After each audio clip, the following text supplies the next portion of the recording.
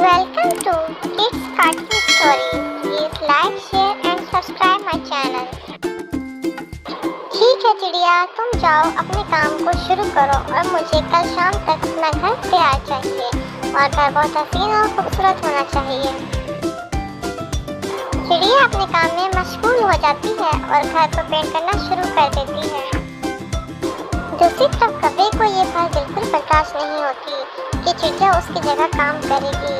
वो प्लानिंग करता है कि किसी तरह चिड़िया का काम खराब किया जाए और उसको शहंशाह से सजा दिलवाई जाए।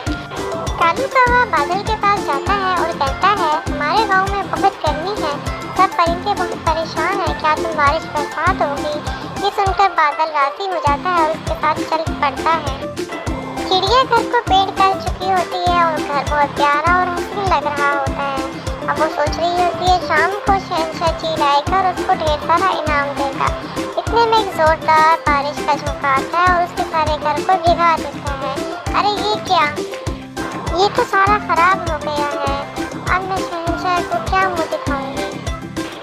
इतने में वहाँ एक सिपाही आ पहुँचता है और कहने लगता है, शहंशाह चीन ने शाम को आना था मगर किसी दावत में मसरूफ है जिसकी वजह से वो आज नहीं आएंगे, वो कल आएंगे। ये कहकर वो वापस चला जाता है।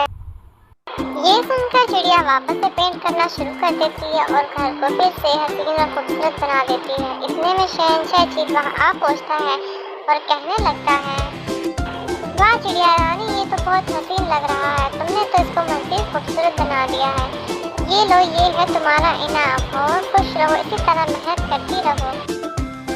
दूसरी तरफ कालू कव्वे को शदीद मायूसी होती है क्योंकि वो नाकाम हो जाता है और चिड़िया कामयाब। बच्चों, इतनी मेहनत अगर कालू कव्वे ने खुद को कामयाब करने में की होती तो ये भी ज़रूर कामयाब हो जाता। हसद नहीं करनी चाहिए क्योंकि हसद एक बुरी चीज़ है और किसी से जलना भी नहीं चाहिए। मेहनत करनी चाहिए और लगन से काम करना चाहिए। मेहनत इंसान को हमेशा कामयाब करती है और हसद इंसान को हमेशा नाकाम करती है।